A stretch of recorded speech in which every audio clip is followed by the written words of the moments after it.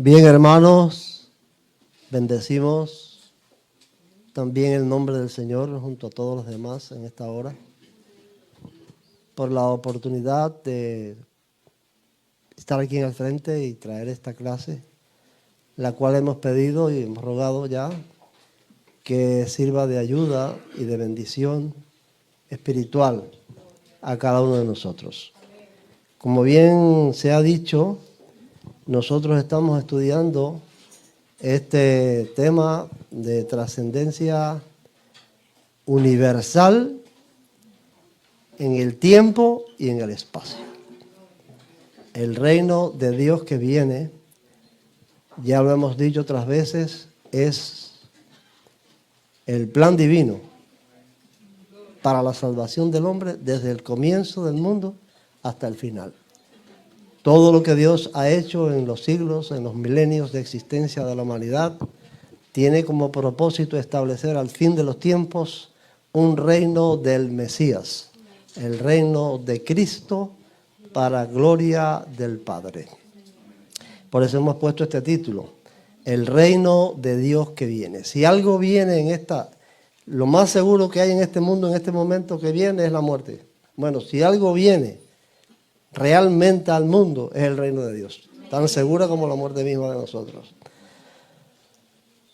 Hemos dividido en 6 partes el estudio de este tema, y el primero es Israel en la profecía y en la historia, porque ya hemos dicho y volvemos a repetir que el principal protagonista en la profecía bíblica es el pueblo de Israel.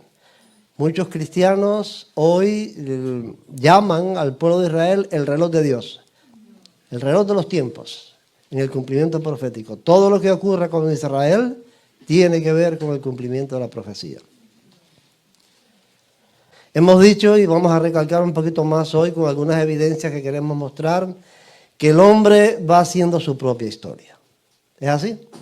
Los hombres vamos haciendo nuestra historia personal, hacen la historia de las naciones, la historia de los imperios. Cada uno va haciendo su propia historia. Ahora, si pasa algo realmente, Dios interviene en la historia humana para llevar a cabo sus planes. En la historia que va haciendo el hombre, Dios va interviniendo en ciertos actos porque Él tiene ese plan magistral, universal, y Él lo va llevando a cabo en la vida del hombre, en la medida en que el hombre vive en esta tierra. Decíamos que quería hacer un poquito de énfasis en esta verdad de que Dios va interviniendo en la historia con algunas evidencias en las Escrituras. Vamos a ver el Salmo 33, los versículos 10 y 11 dicen lo siguiente. Jehová hace nulo el plan de las naciones y frustra las maquinaciones de los pueblos. El plan de Jehová permanecerá para siempre, los pensamientos de su corazón por todas las generaciones. O sea, aquí se ve claramente, este salmista dice que los pueblos, las naciones, tienen sus planes, los cuales Dios frustra o Dios cambia, Dios transforma para llevar a cabo su plan. Ahora, quise remarcar estas 2 palabras, naciones y pueblos, para demostrar a qué se está refiriendo el salmista con estas palabras de naciones y pueblos. Vamos a leerlo, más fácil de entender en la versión popular, este mismo texto que dice de la siguiente manera. El Señor hace fracasar por completo los proyectos de los pueblos paganos, pero los proyectos del Señor permanecen firmes para siempre. Bueno, aquí en la versión popular, los traductores de esta versión, las versiones de la Biblia están divididas en 2 clases principales. Una son las versiones llamadas literalistas o literales, que se apegan a las palabras que están escritas en los originales. Ustedes saben que el Antiguo Testamento fue escrito en hebreo, los textos que tenemos actualmente, los manuscritos, son hebreos o en lengua hebrea, y el Nuevo Testamento está escrito en griego. Entonces las versiones literalistas pues traducen las palabras bien ajustadas a ese idioma original. Ahora hay otra clase de versión que le llaman versión dinámica, o versiones dinámicas, que no se apegan tanto al texto original como a expresar la idea, de lo que ese texto quiere decir. Bueno, la versión popular es una de esas versiones dinámicas. La versión Reina Valera que leí anteriormente es una versión literalista. Entonces, como que esto lo que transmite es las ideas, cambian las palabras aquí de hace nulo o frustra por fracasar. O sea, hace nulo y frustra. El Señor hace fracasar. ¿Qué cosa hace fracasar?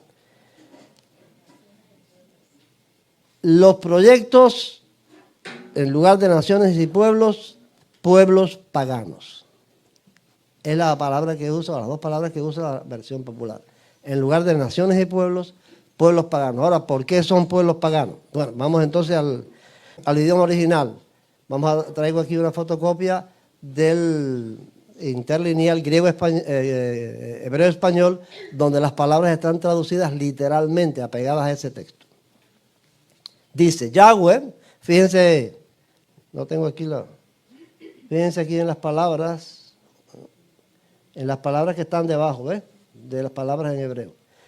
Yahweh frustra plan de naciones, anula designio de pueblos. Esas son las dos palabras hebreas de donde se traduce pueblos y naciones. Ahora, ustedes ven que arriba de cada palabra hay un numerito azul. Ese numerito azul en el interlineal uno le da clic y va para otra pestaña del Windows donde da la explicación de lo que significa esa palabra. Vamos allá. Naciones es la palabra goy en hebreo y generalmente significa gente o gentil. La explicación que trae este interlineal es la siguiente. Nación extranjera, gentil, en sentido figurado, manada de animales o enjambre de langostas. Eso es lo que significa la palabra goy.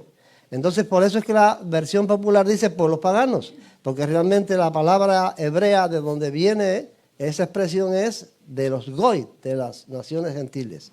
La otra palabra, ¿te recuerdan? Es naciones y la otra es pueblos, es la palabra an en hebreo, significa en sentido general ejército, pueblo como unidad congregada, específicamente tribu, de aquí colectivo, tropas o ayudantes en sentido figurado, rebaño. ¿Entienden por qué la versión popular dice que Dios frustra los planes o los proyectos de las naciones paganas? Porque son los planes y los proyectos de los gentiles, de las naciones gentiles. Ahora el Salmo 33 se expande.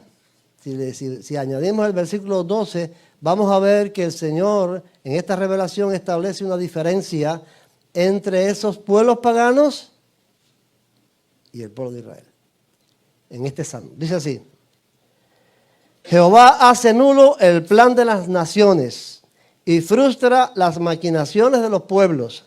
El plan de Jehová permanecerá para siempre, los pensamientos de su corazón por todas las generaciones. Bienaventurada la nación cuyo Dios es Jehová, el pueblo que Él escogió como heredad para sí.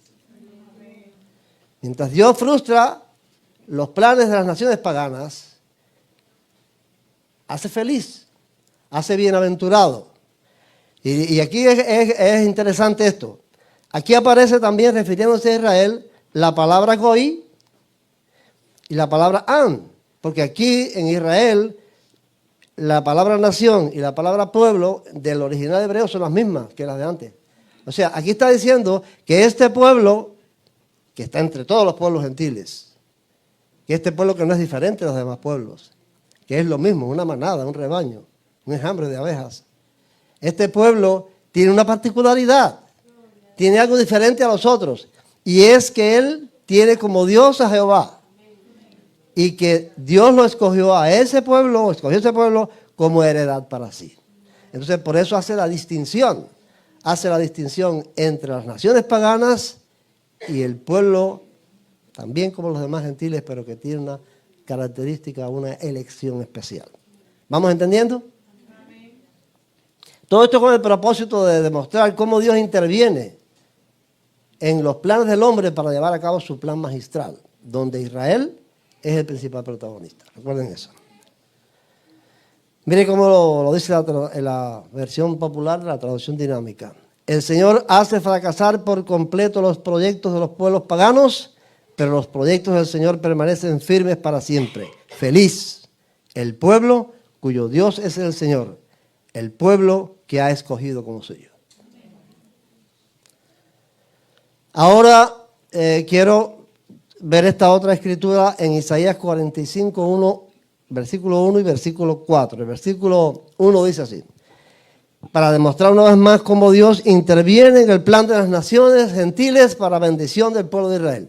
Dice: el Señor consagró a Ciro como rey.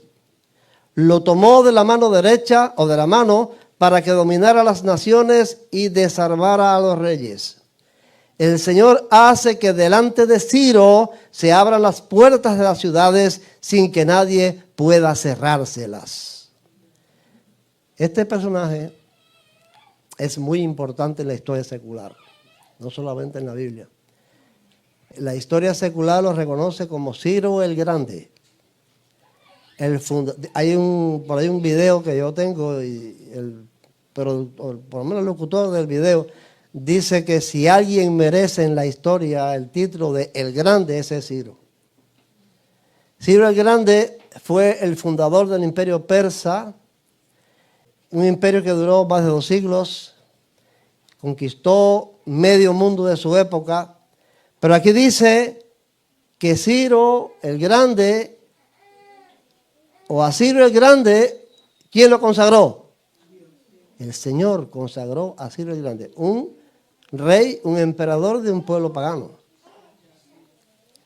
Tan majestuoso ha sido Ciro que todavía hoy existe su tumba. Miren eso. Esto es sacado de internet. Un día a Arlene, que le gusta viajar mucho, debiera ir por allá. Es un patrimonio nacional de Irán. Esa tumba tiene aproximadamente 3.000 años. Como todos esos monumentos de piedra perduran en los siglos y en los años, pues este es un monumento. Yo tengo un videito también donde se ven los visitantes, los turistas que van allí a Irán a visitar la tumba de Ciro. Este es el hombre del que estamos hablando. Todavía su tumba está ahí, para que vayan los que quieran verlo. Ciro el Grande. Ahora, ¿por qué? ¿Cuál fue el propósito? ¿Cuál es la intervención de Dios en la vida de Ciro? Ciro está haciendo su historia y conquistando tierras y construyendo un imperio poderoso. Pero ¿cuál es el propósito por el cual Dios tiene parte en la vida de Ciro? Miren qué interesante esto. Por consideración a mi siervo Jacob, al pueblo de Israel que he elegido, te he llamado por tu nombre y te he dado el título de honor que tienes sin que tú me conocieras. Es lindo eso. Qué grandioso eso. Sí. Este personaje importante en la historia, que hay videos y hay grandes reconocimientos en la historia secular sobre Ciro, Dios tiene un propósito con él. Dios interviene en la historia de Ciro, en la historia que él está haciendo para beneficio de Israel. ¿Qué hizo Ciro? En el año 539, en sus conquistas espectaculares, Ciro captura a Babilonia. Al año siguiente, en el año 538, emite un decreto para que los judíos cautivos en Babilonia, que habían sido llevados allí por Nabucodonosor, retornen a la tierra suya, reconstruyan Jerusalén y reconstruyan el templo. Ahí en Esdras 1:1 al 4 está el decreto de Ciro, para los que quieran leerlo después. Entonces, eso es por consideración a mi siervo Jacob y a Israel, al pueblo de Israel que he elegido. Yo he hecho todo eso contigo y has conquistado esto. Después de ese decreto, Ciro siguió sus conquistas y siguió expandiendo su imperio. Pero Dios intervino allí en la historia de Ciro para llevar a cabo el plan de que Israel retornara. Porque estaba profetizado por Jeremías que la cautividad de Babilonia duraría 70 años. Cuando llegaron los 70 años de cautividad, apareció Ciro y el pueblo de Israel retornó a su tierra. ¿Estamos claros? ¿Comprendemos por qué decimos que Dios interviene en la historia del hombre para llevar a cabo sus planes? Vamos a hacer un breve repaso. Esta pregunta la he hecho ya yo creo como 10 veces, pero vamos a seguir haciendo. Nosotros en el seminario tenemos un sistema para que los alumnos aprendan, que es un sistema muy antiguo, un sistema pedagógico muy usado, que es el de la repetición. Repetir, repetir, repetir, y así se logra el aprendizaje. Entonces, ¿estamos conscientes de que el cumplimiento profético en la historia se da en largos periodos de tiempo? ¿Estamos convencidos de eso? Vamos a ver si nos recordamos. Estamos diciendo que la historia de Israel en la profecía se divide en 3 grandes etapas. El destierro, ¿cuántos años duró ese proceso? Un número difícil. Ah, ¿tú lo tienes ahí? Mira, los alumnos que toman notas, ¿no? La diáspora,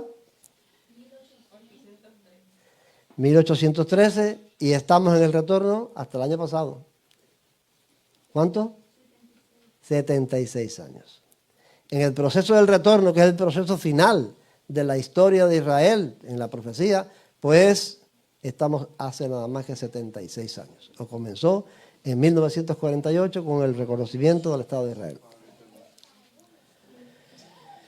Bueno, ya vimos las profecías, ahora estamos mirando el cumplimiento histórico. ¿Cómo se cumplió esa profecía del retorno? ¿O comenzó a cumplirse? Se está cumpliendo todavía en la historia.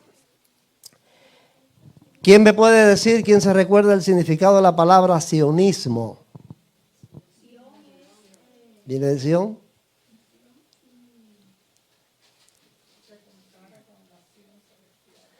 ¿Con nación celestial o con nación de aquí? Ajá. Fue primero un movimiento y una doctrina política, correcto.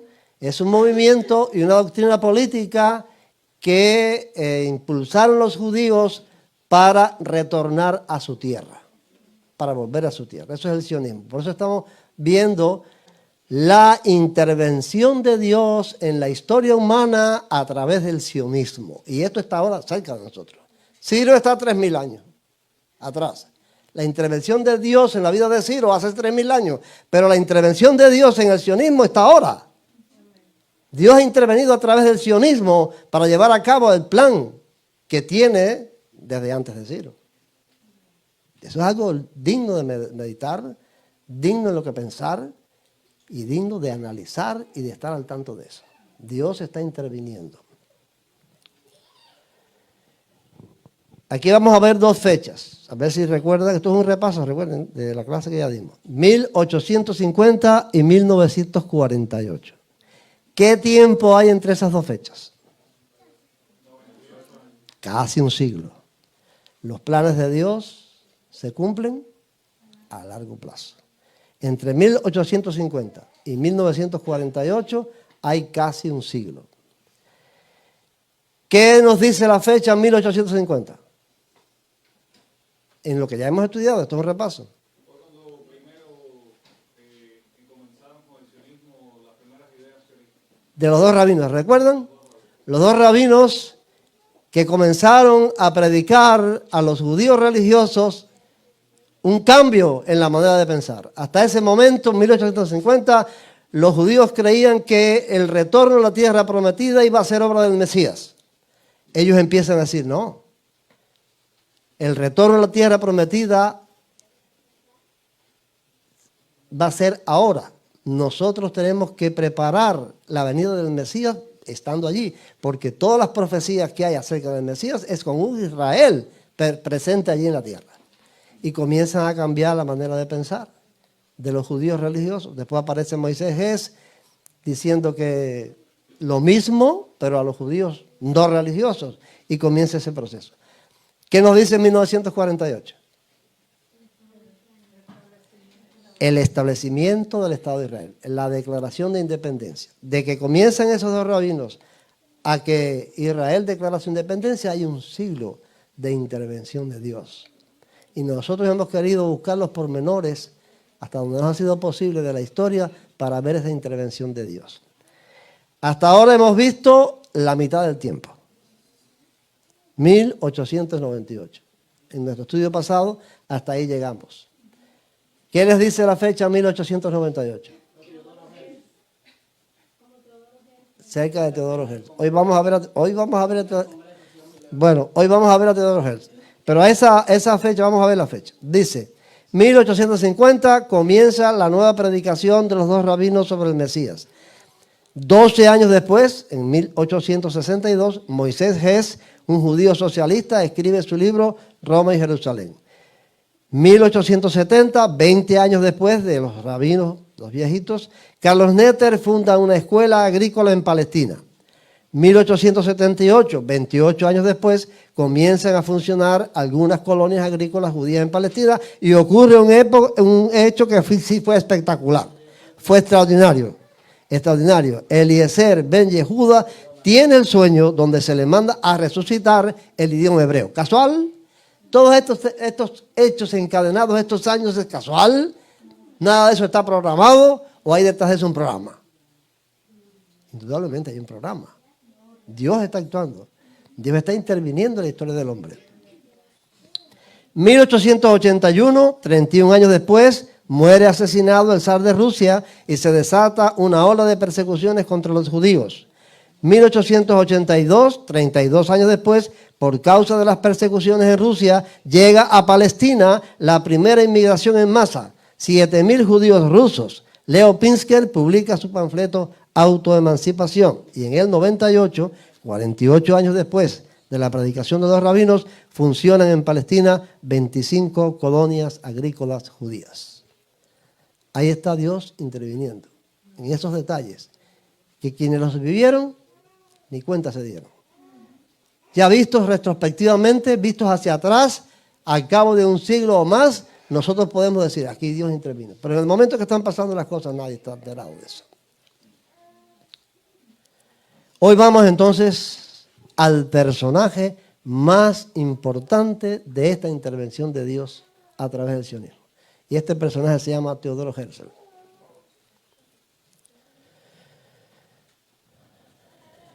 En la segunda mitad del siglo XIX, el mapa ideológico del mundo judío está fuertemente dividido. El mapa ideológico, lo que pensaban los judíos en esos años de 1850 a 1900, está profundamente dividido. Por un lado están los judíos de Rusia y Europa Oriental, y por el otro lado están los judíos de la Europa Occidental. Estos judíos de la parte oriental, rusos, son partidarios del sionismo, son profundamente sionistas, decididamente sionistas. Participan de la idea de que hay que retornar a la tierra prometida y vamos a ver por qué. Mientras que estos judíos de la Europa Occidental son partidarios de la asimilación. Hay dos ideologías, dos formas de pensar totalmente, radicalmente distintas una de otra. Unos dicen, los del Oriente dicen los judíos, hay que retornar a la tierra. Los otros dicen, hay que dejar de ser judíos. Ambos proyectos tienen el mismo propósito. Fíjense cómo pasan estas cosas en la historia. Los dos tienen el mismo propósito, librarse de las milenarias persecuciones. Toda su vida los judíos han sido perseguidos, maltratados, aplastados, destruidos. Los de Europa Oriental todavía lo están siendo en esta época, de la segunda mitad del siglo XIX. Todavía en Rusia y en todos esos países orientales los judíos están siendo aplastados, están siendo maltratados, están siendo perseguidos, están siendo avasallados y matados literalmente. Ellos creen que la solución a esa persecución que todavía sufren es tener una patria. Es volver a tener en Palestina su nación, su país. Esa es la forma de resolver el problema.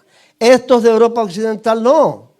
Los de Europa Occidental, gracias a la Revolución Francesa, ya lo vimos aquí, y a la era de Napoleón, han tenido el derecho de ciudadanía en todos los países. Y son ingenieros, y son dueños de fábricas, y son dueños de hospitales, y dueños de periódicos, y dueños de clínicas, y son dirigentes políticos en muchos de estos países, viven una vida cómoda, una vida buena, una vida con todos los frutos del placer. No tienen miedo a la persecución que le tienen estos otros, pero también quieren resolver la persecución que sufren todos los demás. ¿Y qué piensan? La única manera en que nosotros podemos librarnos de las persecuciones milenarias es dejando de ser judíos. Está bueno ya, no somos más judíos. Vamos a dejar de ser judíos, vamos nosotros a bautizarnos como católicos, como cristianos, y vamos a asimilarnos a las naciones donde vivimos, y vamos a ser franceses, y vamos a ser alemanes, pero no vamos a ser más nunca judíos. Fuera judíos, no queremos ser más judíos. Estaban bien divididos esos pensamientos, ¿verdad? En 1845 en Frankfurt, Alemania, Europa Occidental, un grupo de rabinos que representaban a numerosos judíos reformados decidieron borrar de los libros de oraciones las peticiones con las cuales se intentaba alentar el retorno a la tierra de nuestros padres y la restauración del Estado de Israel. Hasta ese punto llegaron. Nosotros en el culto tenemos oración, no sé, por los enfermos, oración por los matrimonios, oración por el mensaje. Bueno, pues esto en la liturgia de los judíos en su sinagoga tenían sus oraciones y sus rezos. Esos eran rezos leídos más, no igual que nuestras oraciones, pero tenían sus rezos. Dentro de esos rezos en su sinagoga, posiblemente el sábado, ellos tenían esta oración en la cual pedían la restauración del Estado de Israel, pedían el retorno. Estos rabinos alemanes, miren cuáles fueron, para una cosa que vamos a decir después, presten atención a eso. Estos rabinos alemanes deciden borrar del libro de oraciones esta petición de retornar a la tierra, porque ellos eran partidarios de la asimilación, no más judíos, no somos más judíos, somos alemanes. ¿Vamos entendiendo? Así también pensaba Teodoro Herzl. Este hombre pensaba así. Teodoro Herzl era un asimilacionista furibundo. Odiaba, literalmente, odiaba con odio a la religión judía. Él era judío, pero odiaba la religión judía y decía que la religión judía era la causa de todas las persecuciones. El hecho de enclaustrarse en querer creer todas aquellas cosas en todos los países donde vivían era lo que ocasionaba para él todas estas persecuciones. Los que vieron el video, vamos a ver cuántos vieron el video de la clase que envié, ¿Yanel lo vio? Ajá, Rosario.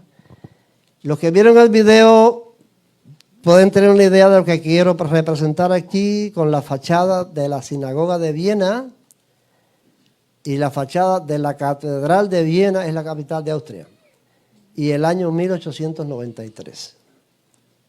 ¿Qué significa esa sinagoga y la catedral en esa época de 1893? Teodoro Herzl había concebido en aquel entonces, 1893, el proyecto fantástico de poner fin de una vez por todas al problema judío, es decir, a las persecuciones, uniendo el judaísmo con el cristianismo mediante un bautismo en masa. Él pensaba, él tenía el proyecto en 1800, y quiero que se fijen en las fechas, porque las fechas aquí son cronológicas también y tienen una gran importancia en la vida de este hombre. En 1893 él tiene el plan, está dialogando con los príncipes de la iglesia austriaca, con los líderes de la iglesia católica en Austria y en Viena particularmente, para que le concedan o le consigan una entrevista con el Papa León XIII con el fin de llevar a miles de judíos de Viena a la iglesia católica un domingo en la mañana. Le dice, no vamos a hacer esto, dice en su diario, no vamos a hacer esto como los judíos de antes, que lo hacían escondido, no, vamos a hacer esta conversión escondida, no, vamos a hacerla públicamente, un domingo en la mañana, al son de campanas. Miles de judíos de Viena irán a la iglesia o a la catedral de San Esteban a ser bautizados como católicos y dejarán de ser judíos. Ese era su plan, el plan de Teodoro Herzl en 1893. Bueno, era antisionista, era un antisionista Era una persona completamente, ya digo que en su diario él lo dice, que odiaba a la religión judía. En su diario está escrito así, una vez, hay mucho escrito en el diario, pero yo sé que esta partecita que dice: nosotros seremos la última generación que ha conservado las creencias de nuestros antecesores. Eso lo escribió, eso está en su diario. El diario de él está ahí en Israel, en un museo. Nosotros seremos la última generación que ha conservado las creencias de nuestros antecesores. Pero Theodor Herzl no contaba con Dios, no creía en Dios. Y él no contaba con Dios. ¿En qué podía hacer Dios? Aún en contra del mismo. Cambia. Ocurre un hecho inesperado en la vida de Theodor Herzl. Los que vieron el video, el caso Dreyfus. ¿Vieron el video? ¿Recuerdan ese caso Dreyfus? Alfred Dreyfus fue un capitán del ejército francés acusado de alta traición por el gobierno de Francia y condenado a cadena perpetua en la Isla del Diablo. Su acusación fue una denuncia de haber vendido documentos secretos de Francia a Alemania, que era el enemigo principal. ¿Qué tiene que ver Dreyfus con Herzl?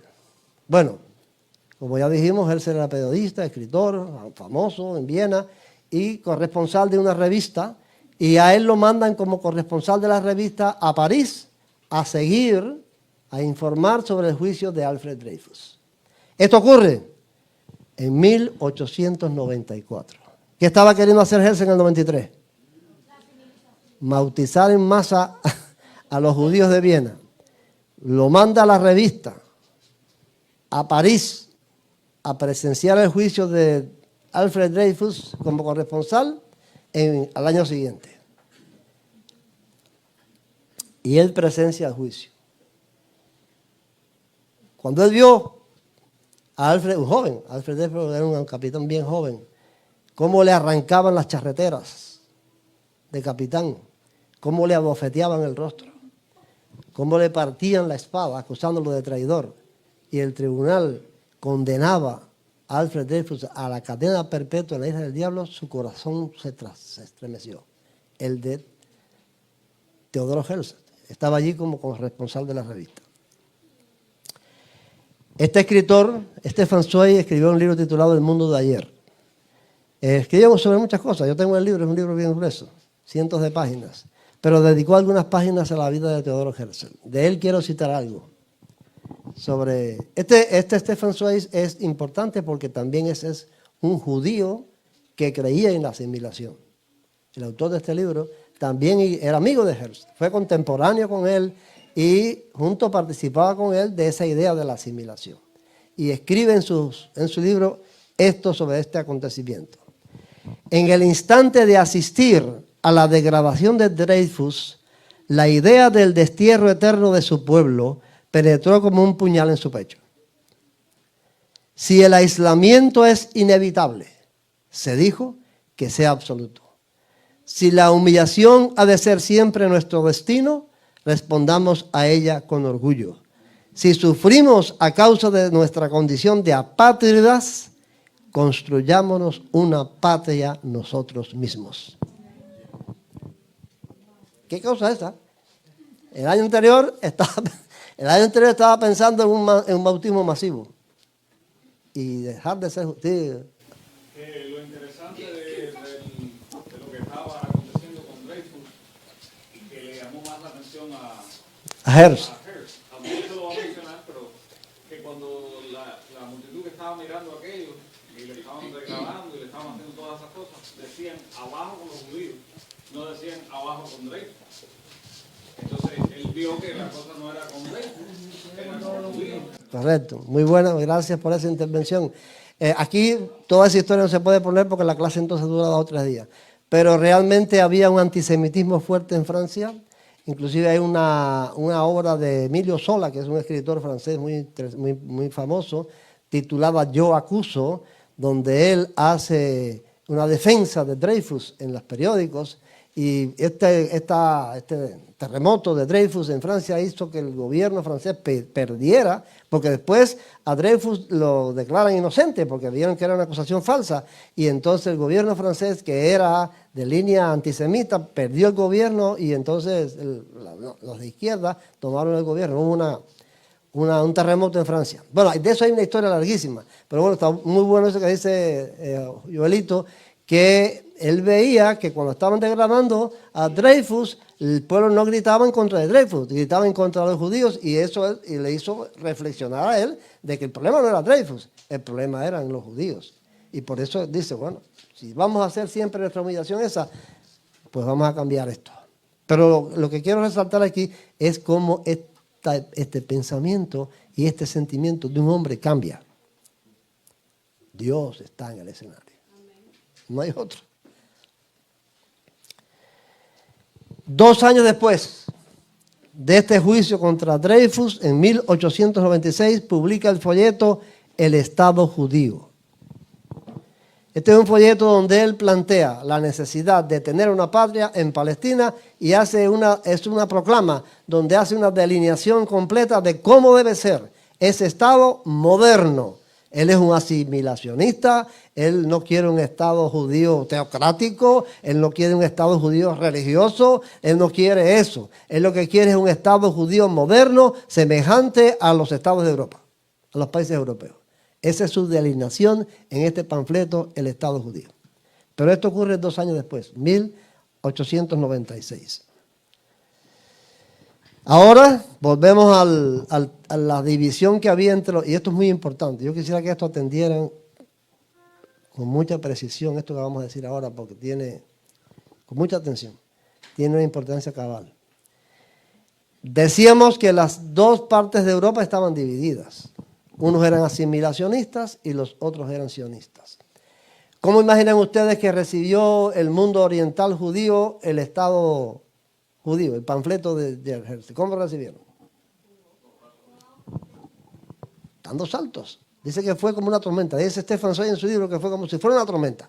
Dice, nunca en la historia del pueblo, mientras, dice Zweig en su libro, en la historia de los judíos, fueran profetas o impostores, siempre habían hecho vibrar esa fibra del destierro eterno y del retorno a Israel. Pero nunca como en esta ocasión. Con ese panfleto, Teodoro Herzl hizo vibrar al mundo judío oriental de forma nunca vista. Se entusiasmaron. ¿Cómo reaccionó la parte occidental? ¿Cómo reaccionó esa otra gente que creía en la asimilación?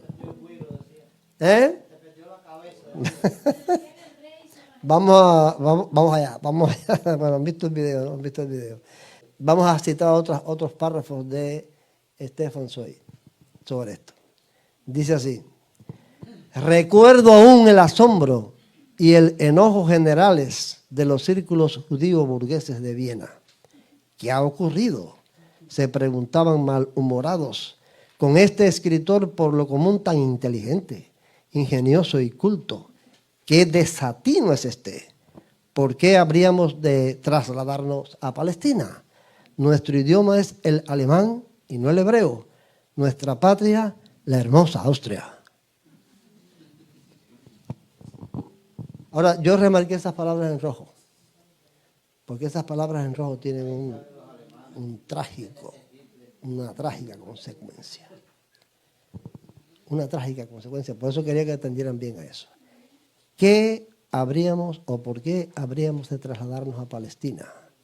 Nuestro idioma es el alemán y no el hebreo. Nuestra patria, la hermosa. Esa misma gente. No pasaron muchos años. Vivían muchísimas de esta gente que despreciaban de esa manera la oferta que estaba haciendo Teodoro Herzl.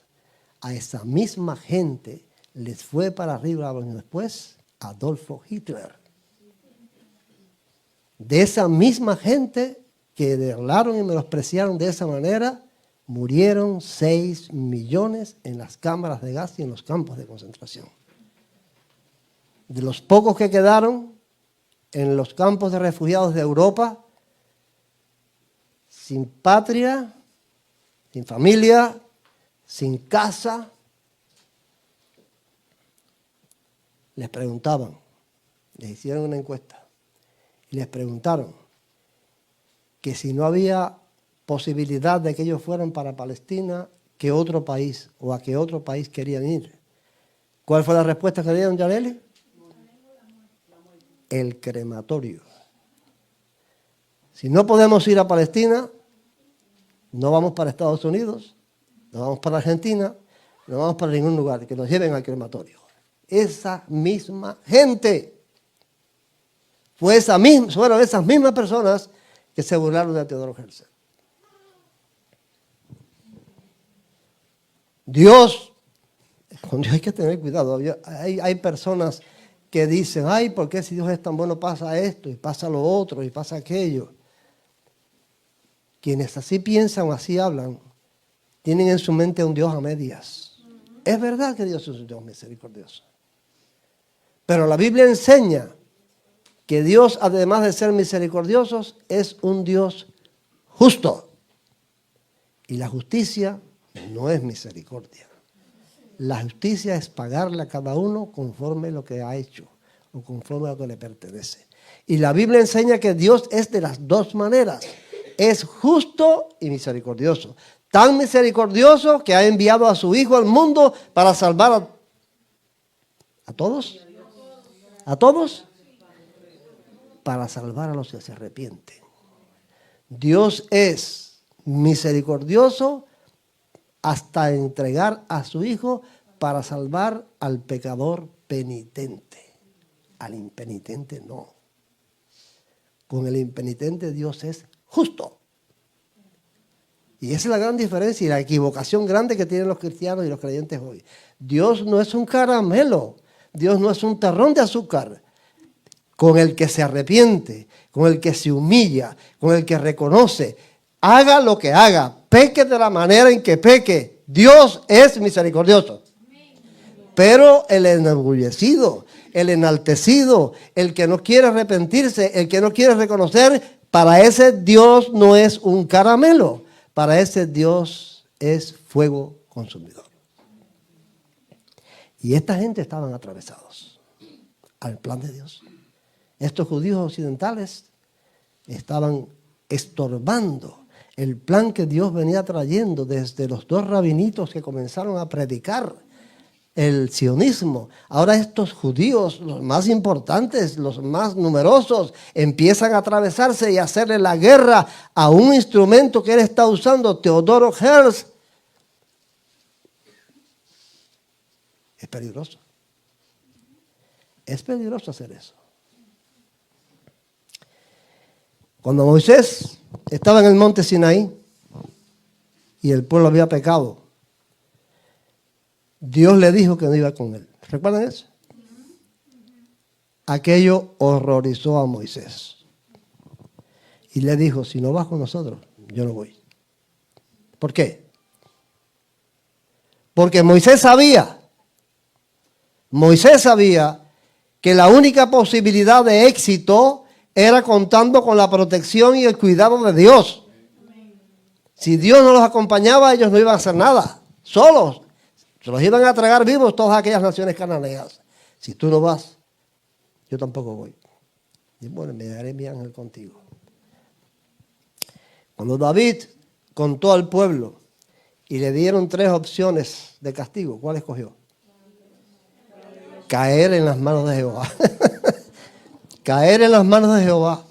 No los enemigos ni otras cosas. En la mano de Jehová, porque con Jehová, a pesar de que hubiera castigo, iba a tener una protección. Hace poco, los que siguen el anuario bíblico escucharon la vida de Job. Ayer comentaba, y viene esta que lo puse aquí en la clase por tímida, en el comentario que me hizo Jenny ayer. Incluí este caso. Cuando Satanás va allí delante de Dios y Dios le dice, ¿no has visto a mi siervo Job? Como es así, así, así, así. ¿Qué le dijo Satanás? Claro, si lo tienes rodeado, lo tienes protegido, no hay quien se le acerque. Quítale la protección, quítale el cuidado y ya verás cómo te maldice. ¿Qué pasó cuando Dios le quitó el cuidado? ¿Qué pasó cuando Dios le retiró la protección? ¿Todas las desgracias se las hizo Dios? No. Yo no creo que Dios haga esas maldades y que Dios haga esas desgracias. Dice la palabra que el león, ¿cómo es?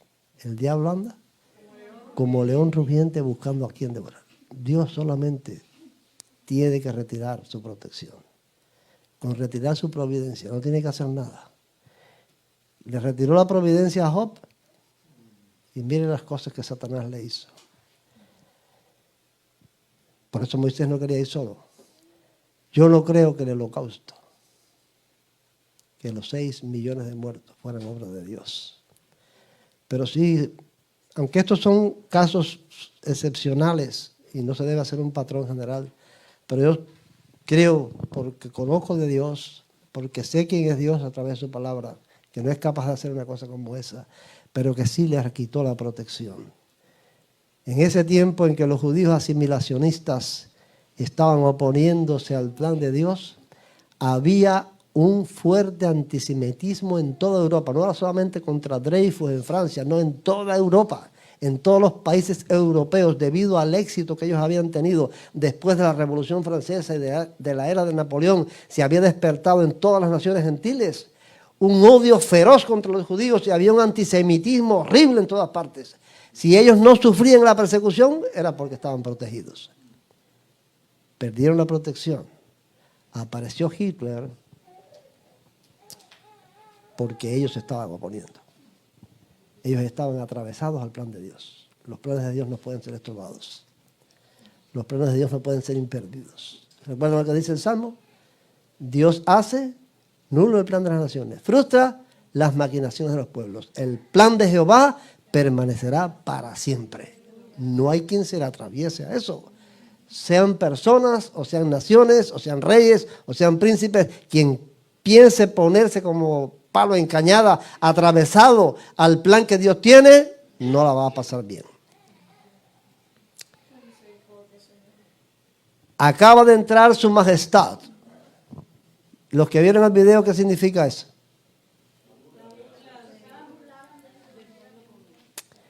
En Viena había un escritor satírico, judío también, que publicaba en su periódico y le puso un apodo a Teodoro Herzl. Le puso, en son de burla, en son de sorna, le puso el rey de Sión. Cuando Teodoro Herzl entraba a una actividad, a una reunión de la alta sociedad, toda esa gente eran de dinero, de alta sociedad judía, boda, bautismo, o sea, lo que ellos llaman el misibat, o cualquier actividad de esta en la sinagoga o fuera de ella, en los círculos sociales, en lo que fuera, entraba Teodoro Herzl, se tocaba en son de burla, con el codo decían, mira, acaba de entrar su majestad, el rey de Sión. La burla contra un instrumento que Dios estaba llevándoles, con él un mensaje.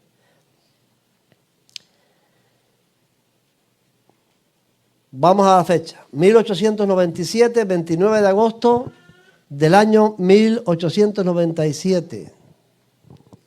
¿Qué pasó ahí? Muy bien, muy bien. Gracias a los que ven el video. Los que ven el video están más al tanto de la clase, porque en la clase no podemos poner todos los detalles.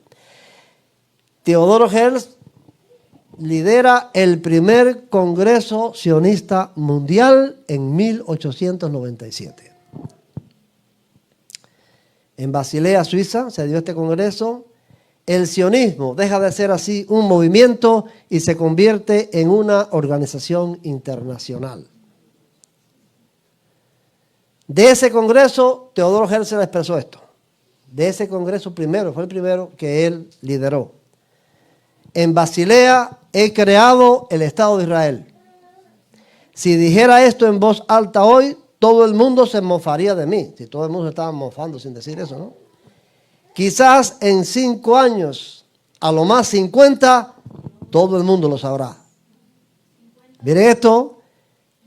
A ver, Danelli, ¿por qué? Bueno, yo remarqué las palabras en rojo, a lo más 50, porque así pasó. Herz no era un judío religioso. No estamos seguros siquiera que fuera un creyente en la misión divina de su pueblo. Sin embargo, estas palabras suyas se cumplieron con asombrosa exactitud. En 1897 celebró el primer Congreso Sionista Mundial. Exactamente 50 años después, en 1947, tal y como lo presintiera Herz, las Naciones Unidas votaban a favor de la partición de Palestina en 2 estados, uno judío y otro árabe, y con ese acto nacía la patria judía. Resumen de fechas. Estamos terminando. 1893, busca ponerse de acuerdo con el Papa León XIII para efectuar un bautismo en masa de judíos en la Catedral de San Esteban en Viena. En el 84 participa en París como corresponsal en el juicio contra Alfred Dreyfus. Su pensamiento y su conciencia sufren un terremoto de transformación. Se realiza una especie de conversión en su vida. En el 96 publica el panfleto de Estado Judío y en el 97 organiza, coordina y preside el primer Congreso Sionista Mundial. Todo eso solo en 4 años. ¿Natural? ¿Normal? ¿Cómo es posible que un hombre que está pensando de una manera, en 4 años piense de otra manera?